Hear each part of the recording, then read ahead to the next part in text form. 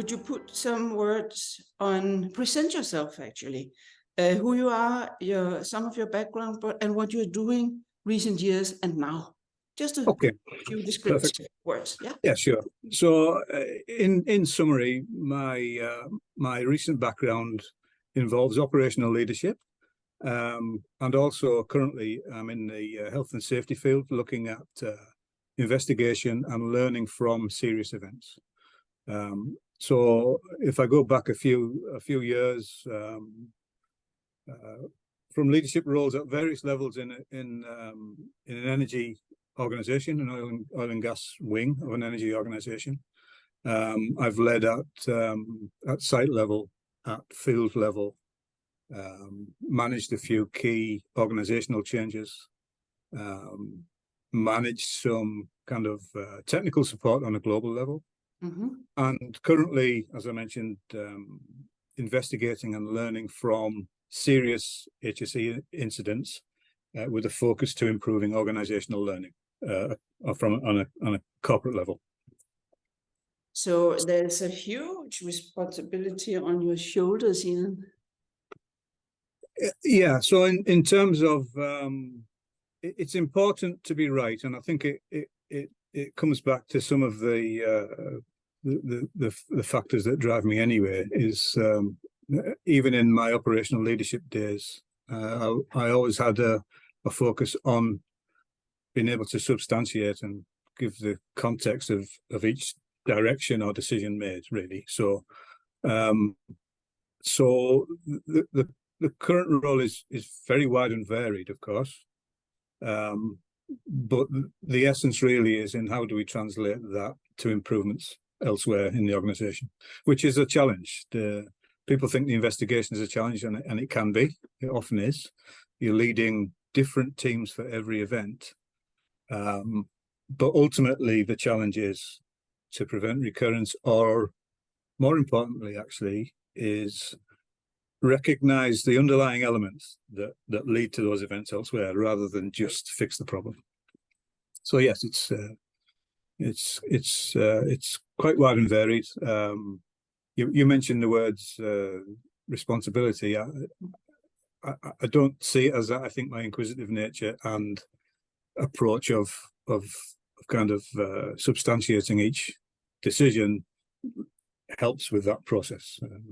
So really, in leadership terms, sorry to digress. In leadership terms, from having a very coming from an operational field management kind of background, where you've got a very structured number of direct reports, a number of secondary reports, and quite a wide span of control. It's quite interesting to now be operating solo effectively, but be the leader for a variety of different investigations, whereby each team is very different. So you're starting with a new team for every deployment.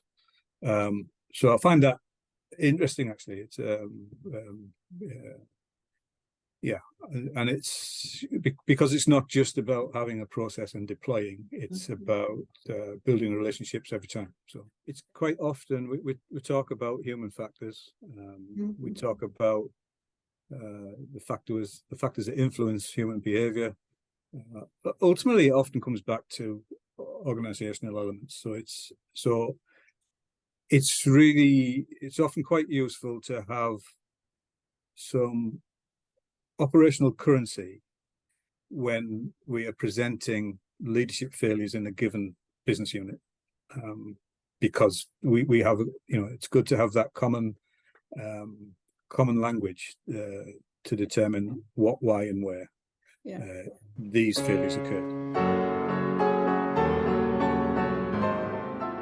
When are you worried? Well, I wouldn't say worried. I'd say there's a phase of discomfort. Okay. Yeah. And for me, one of the enablers is to recognize within yourself that that's part of the process. So you need to be a little uncomfortable. I mean, one of the things you need to investigate well is experience, of course, but it can also be your biggest hurdle. So early in most events, I will spend a period of discounting my own immediate assumptions so that I can be systematic about it, and so it's demonstrably systematic, but also just to challenge myself to not to jump to conclusions that I've witnessed elsewhere. So you accept to be in a not knowing position for a while. Yeah, and actually that's essential. So it sounds too heavy to say embrace the uncertainty, but that's an invariable part of the process. And if in a similar role you're not experiencing that, then you could probably go deeper. So because to be really satisfied that you've got underneath every element, you need to keep digging and not just be satisfied with the early findings. Coming back to leading a team that have just assembled for that specific event that you've maybe never worked with before, maybe you have. One of the elements is leading the team to be self-critical and to challenge everything. And we bring technical expertise often in because of the flavour of the event. But one of the first things is to ensure that they are not just applying experience and expertise, but challenging themselves on it.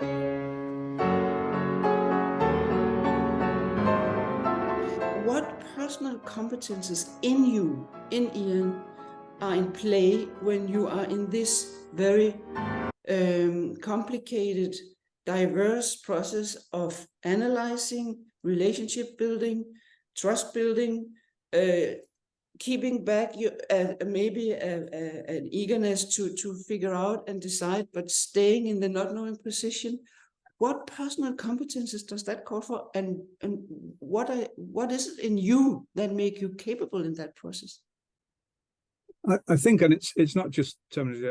I try and avoid leadership buzzwords, etc. And I'm not going to, but I hope anyway that genuinely I do recognise that the value of the output is based upon the team's input. So I am entirely dependent on a team, even if I have my own assumptions and my own, even if I've seen the exact same instance somewhere else. The team needs to be engaged, and the team needs to understand that I'm entirely dependent upon them. Actually, so there's a humility or humbleness aspect there. Do you think that's a key strength in you, that you're not ego-driven? You have some kind of a basic humbleness and humility? Even if I'm absolutely convinced on the particular issue, I will still ask the team to disprove it, or I'll still ask the team their perspective to disprove it. And I'm willing to change, but I don't visibly make my assumptions. I don't make my assumptions visible. No, in order not to influence. So from a team's perspective, they recognize that that they are holding often the expertise.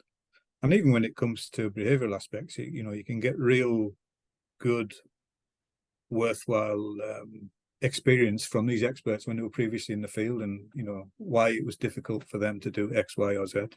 So it's picking up these little bits, and for me, it's, as I say, that the period of discomfort is in that loose phase where it's loose links, and that's what you need to have a degree of comfort with, actually, and understand that it's part of the process, because that's where everything is on the plate in that phase, and it's what you choose to further inquire, or it's what you choose to extract, or what you choose to take as causal. It's more about me self-challenging and being comfortable with the early chaos. Really, you do get a degree of confidence as the investigation proceeds.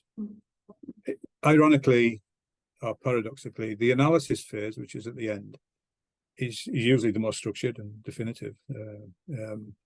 But So you've worked out what's happened. You've got an idea of why. But the real value is in determining what you do about it, what you recommend. And that's where the context comes in. I mean, I could give you a textbook on a given process. We use many processes just to show that it's demonstrably systematic, but total reliance on that, being an effective investigator goes beyond the process, the book you're reading, so process. But the big difference, isn't it, that you never know 1 month from now, you don't know where you are and with whom you are and what issue you're going to investigate. That's true. From leading a platform and most people's normal job situations. There's a huge variety. That's true. Yeah. So, but in a micro sense, that's the same with daily operations as well. So, in a micro sense, this is in a kind of broader sense. It's that unknowing, that uncertainty of what's next. But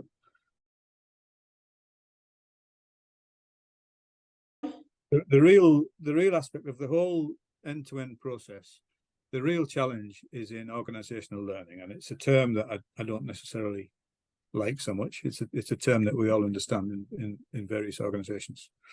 Is how do we not just explicitly share the experience? How do we ensure that the organization remembers it? And let's not forget that no matter how many, whether it's 10 people in your organization or 30,000, those people are continually changing and turning over. So the kind of the perception, the usual perception is, oh well, we'll build a procedure. To think that just rewriting a paragraph in a procedure is going to prevent it recurring is often a mistake. So it's how we have the rest of the organization learn from it. Yes. And for my view, the learning, you know better than I, the Noel Buck's model of learning or competence, 4 steps, the ignorance, awareness, application and expertise, so that the unconscious incompetence to the conscious incompetent, when you realize you don't know something, that model is very true, but it's, in my view, it's also very much based on the individual. So how do we get the organization to come to the conclusion that we need to learn something rather than just giving a lesson? So that awareness phase is the real challenge in organizational terms for me. And if I had the answer, if I had a packaged answer for that, I'd be doing different things entirely. But I think the trick to disseminating the learning and sharing it lies in that topic. People need to conclude the same thing rather than just be told it. And the trick really is for local managers, when developing the learning packs, is having that degree of openness in the room where you can let people come to the conclusion without telling. I think that step 2 of that 4-step model is really key in terms of embedding memory in the organization. Embedding memory, and also not falling into the pitfall of thinking that everybody is at the same page. Exactly. Yeah. In fact, the only thing you can guarantee is that everybody's on a different page. Yes. Or at least a different paragraph on the same page. It's the only thing you can be sure of. Yes, right. So even if you have a magic wand and you can immediately get that organizational awareness and memory, it will change next week. It's good when you see the recommendations really turned into the actions that you hope for and the organization accept it. But the end result, I'm still driven by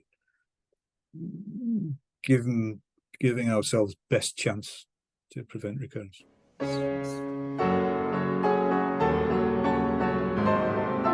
You really need to question yourself all the time, and I think that's where people use generic terms about what's good leadership. Everyone says integrity, right? And and it's true. But what's the context? The context is, in part of the context is in quality of direction, support to the team, and knowledge of the fact that if it turns out that the direction is not perfectly optimal, that the blame won't go down to the team, and it's the output of the same process. You've got to substantiate everything you do. You've got to give yourself time to think, actually, before making the decisions. It means that you're happy to defend it, and you've got the right context for changing direction when you need to. But young leaders often fall into the trap of shooting from the hip with 10 decisions in every meeting, and then being dismissive of the subsequent failure. Well, the advice I would give is make sure that every decision or direction you offer is defensible to yourself. So you can defend it and in every aspect of it, which means that you need to consider every aspect when you make the call. Because if you're expecting your direct reports to take the blame for a bad direction, then you're not being a leader. You're visibly leading, but you're not effectively leading.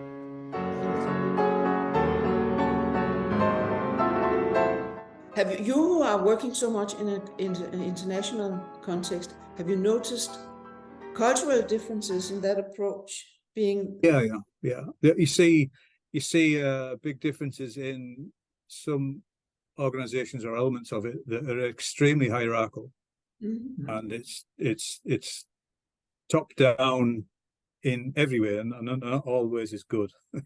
And you see very strong compliance mindsets without the space to challenge up, and consequently you see very flat structures which are collective. I also witnessed just as much challenge, just as many challenges that come from an overly collective approach. So you can fall into the trap of you can fall into the trap of looking for consensus forever, and actually you end up with the worst kind of compromise. So there's a balance to strike, and that's where it's the individual aspects that matter in leadership. We could talk about maybe a bit of the perceived trade-off some see between investing a lot in health and safety and financial performance. Yeah, so I mean, I could reflect on various, not just in my current role, but in my operational background as well. I could easily reflect on various incidents and events. Let's think about a turnaround or a major shutdown or something, and the major shutdown is supremely efficient. It meets all its objectives, or most of its objectives, and it comes in on cost and on time, and the facility or the unit restarts, etc. After the event, you'll talk about that success, but you'll only remember the guy who hurt himself. If there's one significant injury, that's what that whole project will be remembered for. Mm-hmm. And actually, if you're looking at in business terms as well, there are many examples where reputation is really, really threatened, and local future business is really impacted by safety performance.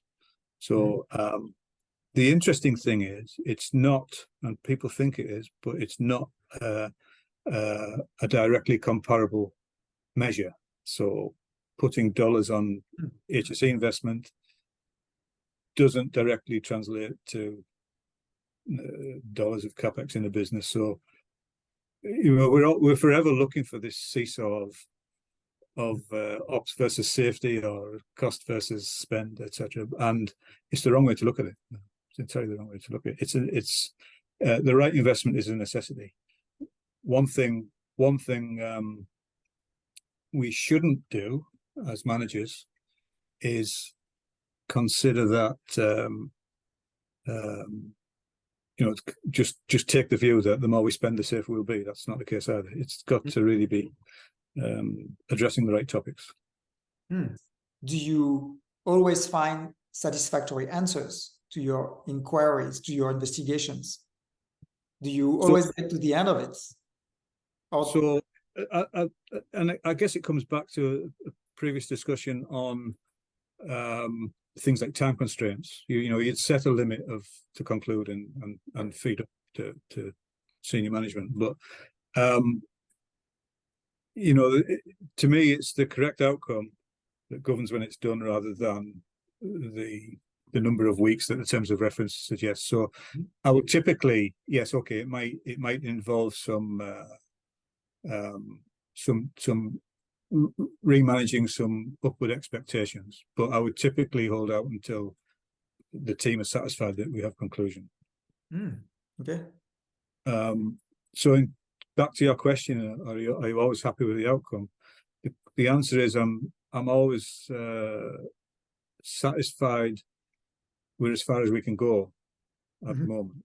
Right. But actually, when I conclude the report, it doesn't mean that it's actually necessarily finished. For instance, I've recently concluded an analysis on a report, and another potential causal factors come to mind. So there's follow-up as well. So just to make sure that the recommendations we previously made include this potential. So interesting. Yeah. And a big part of the role we haven't really discussed on is in the wider sense of learning from incidents, not just the high severity items that me and my colleagues would lead on, but some of the lower level things. I'm actually just as driven by low severity repeat events than the high potential events. So understanding how to get the message across or support the learning, it's much more than just sharing a document. So that's the challenge. Right. Since you know of what's happening also in the market, I assume in terms of trends and new technologies, are there, or do you see technologies coming or already there, but let's say recent technologies that really significantly change the game for health and safety, and maybe even further into the operations, as you said, since it's very deeply connected? Yeah. So in terms of health and safety per se, on a site by site operational level, I know there are aspects of the company that are looking for, how AI, for example, can help with some of the not just reporting, but some of the recognition of trends and common factors, etc. Well, my experience that I know today would suggest that's not currently so well developed, and I think it's aspirational, which is great. Ultimately, though,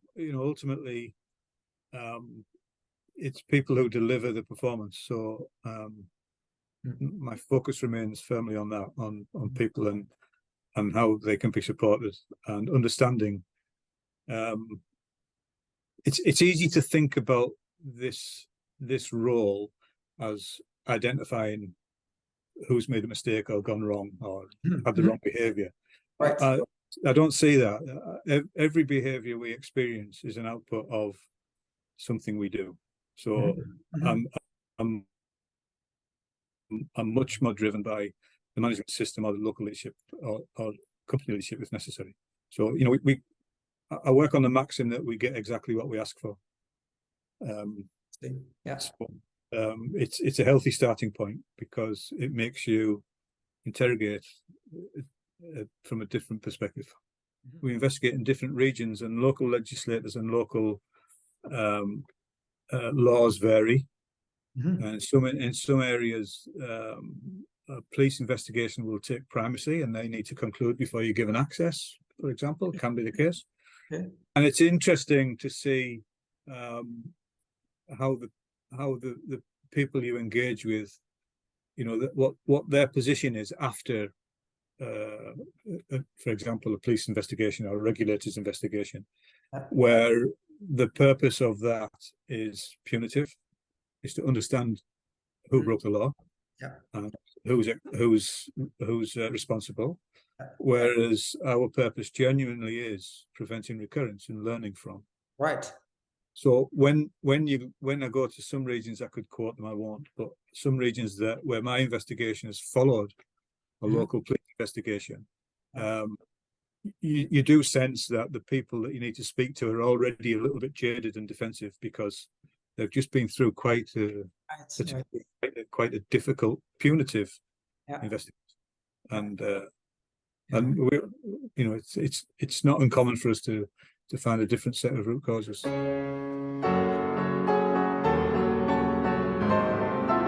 It's so interesting to listen to a man being in such a level of complexity and talking about it in such a calm way, with overview, with passion, with mission. I can't, not in one moment I got a sense that, oh, it could be too much or enough. He's comfortable in what he's doing. And I guess that's why people have to be very reaffirmed and confirmed that he's doing the job. So he says, I'm not sure I'm seen as a team player. I noticed that. He said that, and I said, well, he's in the middle of all the processes involving all human beings and he mentioned psychology several times. Well, so I tried to find another phrase, not a team player, but he sounds like a humanistic problem solver. Because he is capable, I wrote here, he's capable of navigating in one of the most complex work contexts on the planet, as I see it. Safety first. It's so complex, and he's capable. So he might not be a team player, but he knows how to play the right processes at the right moment in so many different contexts. So he's good at reading the situation and the complexity. I got the idea that he loved complexity. How else could he be in such a job? And then he was not sure that then I got another hypothesis. It is, he doesn't love complexity. He loves to create clarity. He loves to transform complexity into clarity, into safety. And that's why he's so motivated to be in this. And he, as he said, he doesn't know what is happening in 1 week from now.